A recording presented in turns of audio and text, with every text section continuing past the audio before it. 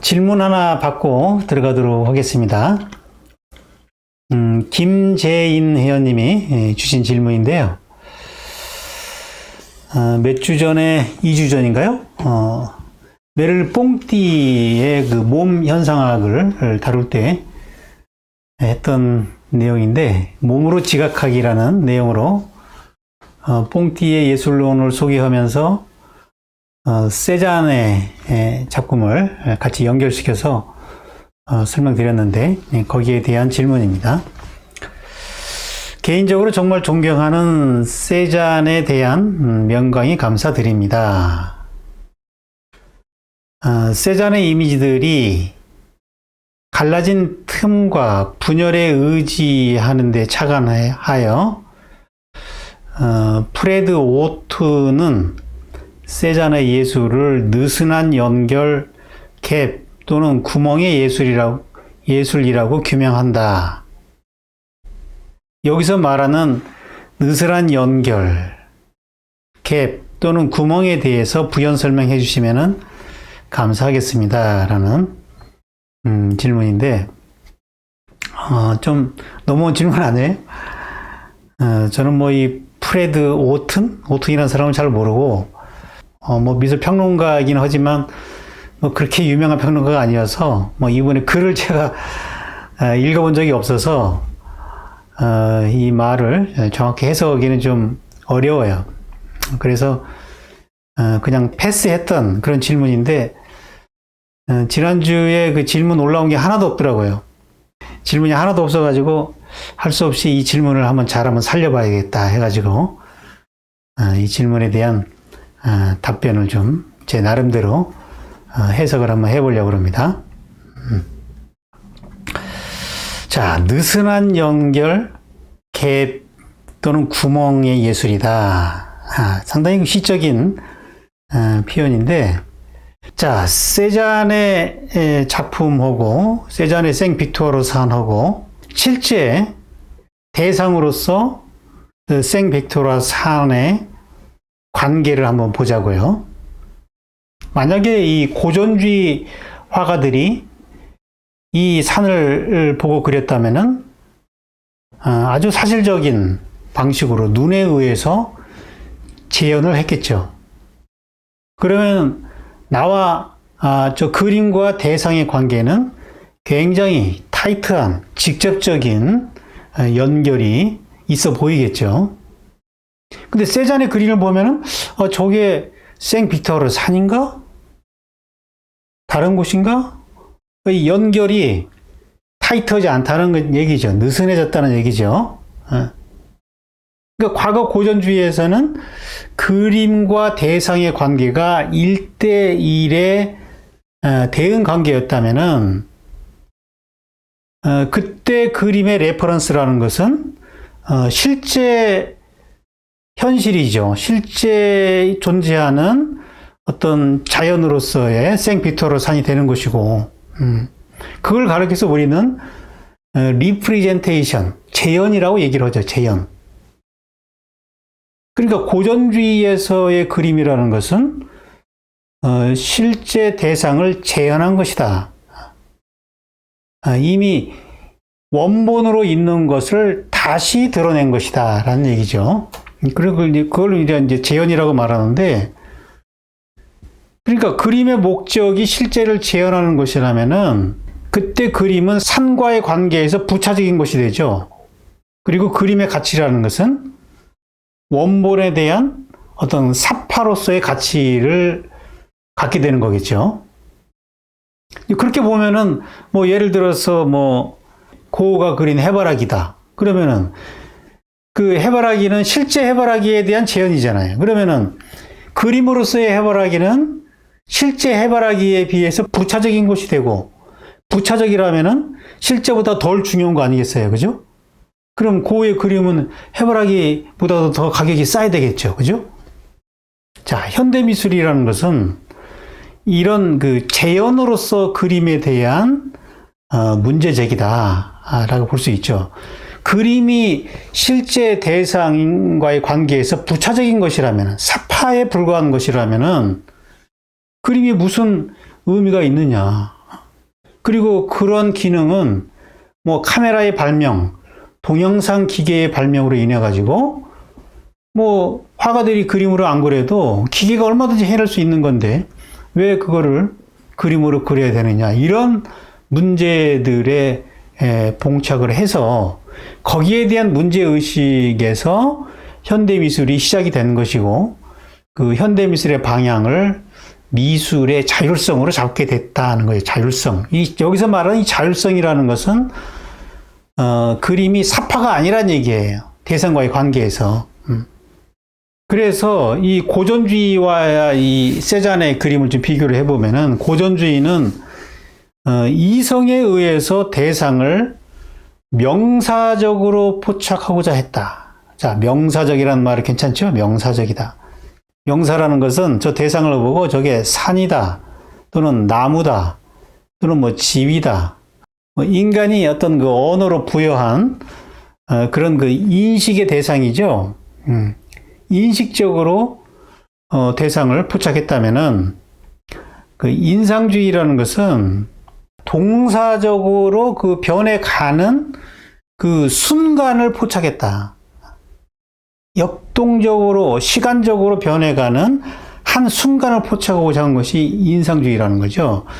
그래서 세잔 역시 그 인상주의에서 출발을 했고 그런 면에서 이제 고전주의에 대한 대립을 갖고 있고요. 근데 이제 인상주의와 다른 지점은 그렇게 역동적으로 변해가는 세계에서 어떤 그 보편적인 구조를 찾고자 했다. 너무 한순간이라면은 이게 허무하잖아요. 그죠?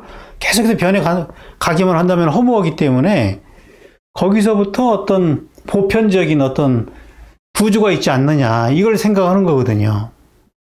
플라톤이 어떤 현실을 이데아의 그림자라고 봤던 그 방식을 뒤집어 가지고 현실에서 출발해 가지고 이데아를 찾아가는 뭐 그런 작업이라고도 볼 수 있겠죠. 그죠? 눈에 보이는 이 현상, 계속 변해가는 그 현상계에 들어있는 구조적인 어떤 진리, 어떤 보편성 이런 것들을 찾고자 한 거죠. 그래서 세잔이 자연의 모든 것은 원과 원뿔, 원기둥으로 되어 있다 이런 얘기를 하잖아요. 그게 이제 어떤 그 보편적인 구조라고 생각한 거죠. 이제 그런 식으로 이 자율성을 해석하면은 이제 그 피카소의 입체주의라든지 몬드리안의 신조형주의로 나가는 이런 기하추상으로 나가게 되는 거죠. 근데 세잔은 그렇게 관념적으로 나가지 않고 어떤 자연의 힘과 감각적으로 공명하고자 한 거죠. 그래서 이 시각의 결과로서 명료하게 인식된 대상이 아니라 나와 자연 사이에서 역동적인 그 공명작용을 포착하고자 하는 뭐 그런 노력이었다고 볼 수가 있고 그것이 나와 대상과의 관계를 명사적 관계에서 명사적 관계라는 것은 어떤 명료하게 인식된 그런 관계를 그 연결을 느슨하게 해가지고 어떤 틈을 만들어내는 거죠. 틈. 우리의 시각은 언제나 대상을 직접적으로 연결시켜 주죠. 그죠? 그러나 동시에 이 시각이라는 것은 나와 대상을 분리시킨다는 거죠. 그죠? 우리가 눈으로 볼 수 있는 대상은 나 밖에 있는 대상을 눈으로 보는 거예요. 그리고 나를 중심으로 대상을 포착하는 거죠. 원근법으로 세계를 본다는 것은 나를 중심으로 바라보기 때문에 멀고 가까운 것이 생기는 거고요. 아무튼 주체를 중심으로 바라보는 거죠. 시각으로 바라보는 것은 그때 대상은 명료하게 포착이 되지만 실제가 아닌 거죠. 우리가 인식적으로 포착한 세계지 실제는 역동적으로 변해가고 있는 거죠. 나와 대상과 분리돼 가지고 대상을 주체가 분석하는 것이 아니라 어떤 그 파동이 대상과 나의 그 파동의 어떤 촉각적인 어떤 공명 공명을 느끼는 것이고, 그때 주객은 분리되지 않고 서로 기운을 주고받는 놀이가 된다는 거죠. 시각은 자연에 대한 일종의 그 성폭행 같은 거예요. 일방적인 거죠. 일방적으로 잡아내는 거라면은 이 촉각적인 느낌이라는 것은 공명을 통해서 쌍방향의 놀이로 만들어주는 거거든요. 거기서 어떤 시각적인 인식의 틈이 만들어지는 거예요. 틈. 그게 이제 구멍이죠, 구멍. 락캉식으로 말하면은 명사적인 인식이 언어로 대표되는 그 상징계 아닙니까? 이 실제는 상징계를 통해서 만날 수 있는 것이 아니라 그 상징계의 구멍을 통해서 일시적으로 출몰하는 거죠. 실제라는 거는. 우리가 알고 있는 그런 언어적으로 이해한 세계 너머에 있는 거잖아요. 실제라는 것은. 그러니까 그 구멍을 내야, 상징계의 구멍을 내야 거기서 우리가 실제를 엿볼 수가 있는 거죠. 그래서 그 구멍을 통해서 보이는 자연이라는 것은 기존의 어떤 관념적으로 언어적인 그런 산이 아니라 역동적으로 작용 중인 어떤 실제의 힘이다, 힘. 그게 이제 언어로 표현할 수 없는 하나의 시적인 느낌 같은 거고, 그 들레즈가 말하는 어떤 그 힘이 출몰하는 시뮬라크르 같은 거죠, 시뮬라크르. 그 세잔도 그런 얘기를 해요.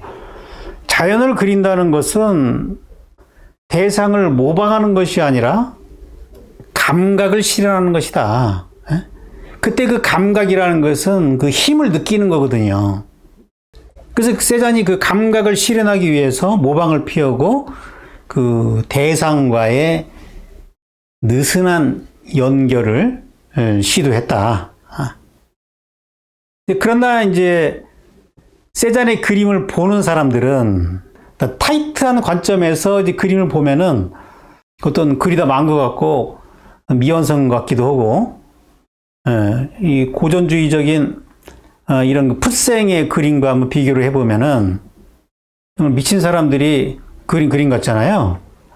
그래서 그 당시에는 이 비평가들조차 세잔의 그림을 보고 완전히 미쳐가지고 정신착란에서 오는 환상이라고 그렇게 비난을 했죠. 근데 이제 그 세잔의 이런 그 방식이 이 세잔으로서는 자연에 대한 아주 그 진지한 어떤 동경과 성찰에서 이루어지는 것이고, 눈으로 보는 그 자연 너머에 어떤 실제와 가까워지고자 하는 이런 그 노력이거든요. 자연에 대한 동경이 있는 거예요. 어떤 자연을 지배하려고 하는 것이 아니라, 고전주의는 자연에 대한 지배죠. 근데 자연에 대한 그 선입견과 판단을 내려놓고 겸손한 마음으로 자연을 이해하고자 하는 거예요. 그러니까 이 자연과 교류가 이루어지는 거거든요. 그래서 제가 이 세잔의 이 느슨한 연결을 이 문인화적이라고 제가 말하는 거죠. 문인화적이다, 이거는. 그 동양의 그 사회적 풍경, 나와 자연이 이렇게 공명을 이루는 그 상태를 중기하듯이 그림을 그리자 하면은 대상과의 그 닮음에서 벗어나면서 실제랑 똑같이 그리는 것이 아니라 실제와 무관하지는 않아요. 자, 오른쪽에 있는 요 문인화를 보면은 이 실제 대상과 완전히 다르게 가지는 않지만 직접적이지 않다는 얘기죠. 여기서 이 느슨해졌다는 말을 시적으로 쓸 수가 있는데, 무관하지도 않고 똑같지도 않은 거예요. 그러니까 그 상태가 느슨한 거예요. 느슨한 연결. 왜 느슨해지느냐? 자연과 내가 공명을 이루면서 쌍방향적 교류가 이루어지기 때문에, 시각적인 지배가 아니라는 얘기죠. 그리고 그것이 계속해서 작용 중에 있는 거잖아요. 그러니까 명료하게 그릴 수가 없는 거죠. 명료하게 그릴수록 실제로부터 멀어지기 때문에. 이 세잔도 말년에 가면은 이걸 깨달아요. 그래서 제가 그 기교 너머의 아름다움 그 책에서 이 두 그림을 제가 비교한 거잖아요. 세잔이 처음에는 그 자연의 본질을 찾고자 했지만, 보이는 것 너머의 구조적 본질을 찾고자 했지만, 시간이 지날수록 그게 붙잡을 수 없다는 것을 깨닫게 되는 거죠. 그걸 붙잡을수록, 견고하게 그릴수록 실제는 변해버리니까. 그래서 말년에는 이렇게 슬슬 드로잉 하면서 여백을 많이 두거든요. 이때 여백이라는 것은 비어있는 것이 아니라 끊임없이 역동적으로 힘의 작용의 장소죠. 그럼 굉장히 그 문인화적인 정신으로 나아가게 되는 것이고, 그 세잔이 말년에 그러면서 이제 그 자연과 몰입이 돼가지고, 풍경은 나의 마음속에서 인간적인 것이 되고, 생각하고 살아있는 존재가 된다. 이게 이제 대상과 내가, 지배 관계가 아니라, 서로 연애 관계가 됐다. 연애 관계, 연애하는 관계. 그래서 우리는 무지갯빛 혼돈 속에서 하나가 된다. 이제 우리라는 말이 등장하죠. 무지갯빛 혼돈. 이 주객이 일치되면서 어떤 황홀경으로 들어간다는 무라일체에서 오는 그 황홀경이거든요. 이게 문인화적이라는 얘기죠. 이거는 세잔이 붙잡을 수 없는 자연 앞에서 겸손해진 그 마음의 반영이고, 그럼으로써 이제 대상과 무라일체되는 그 체험을 하게 됐다는 거죠. 그러니까 이 그림이 점점 어떤 그 감각 속으로 그 산의 형태를 본다는 것은 이성을 통해 보는 거거든요. 저게 산이다, 나무다. 그런 건 이제 이성을 통해서 우리가 이제 인식하는 건데, 그것이 어떤 감각 속에 녹아들면서 형태에 종속되어 있던 색채가 분리되죠. 그러면서 색채의 자율성이 일어나는 것이고, 그런 어떤 대상과의 분리를 통한 이 자율성의 확보가 이 현대미술의 이 대세가 되기 때문에 우리가 세잔을 현대미술의 아버지라고 부르는 거라고요. 그 이전의 서양 화가들은 자기들이 자연을 지배한다고 생각했지 서로 교류한다는 생각을 하지 않았거든요. 자연을 이해하려면은 겸손하게 밑에 서야 되거든요. 이 언더스탠드. 이해라는 것은 언더스탠드. 아래에 쓴다는 거거든요. 위에 서가지고 이렇게 지배해서 내려다보면은 그 자연이 자기를 드러내 보여주겠어요? 겸손하게 아래에서 이렇게 동경을 할 때, 그때 자연의 모습이, 자연이 자기의 모습을 드러내는 거죠. 실제라는 것은 항상 동사적인 거죠. 동사적이기 때문에 붙잡을 수 없는 것을 인간은 명사적으로 그것을 명료하게 인식하는 거잖아요. 어떤 상징계적인 언어로 이름을 딱 붙여버리죠. 그리고 그럼으로써 우리는 실제로부터 멀어지게 되는 것이고, 다시 우리가 실제로 가까이 가고자 할 때는 실제에 대한 겸허한 동경이 있어야 되는 거고요. 그 겸허한 동경이 명사적으로 고정된 우리의 인식을 느슨하게 해가지고 그 구멍, 그 틈과 구멍으로 역동적으로 출몰하는 그 실제의 시뮬라크를 엿보게 할 수 있다는 거죠. 이것이 오튼? 이름도 잘 모르겠네. 오튼이 말했던 그 느슨한 연결, 갭의 예술이라는 말의 의미가 아닐까, 그렇게 제 나름대로 그렇게 생각해서 썼는지는 잘 모르겠어요. 그러나 저는 뭐 세잔의 예술 작품을 이해를 하기 때문에 그렇게 해석할 수 있지 않을까, 그렇게 생각을 했습니다. 이런 내용이 이제 오늘 수업하고도 연결이 된다고 생각을 합니다.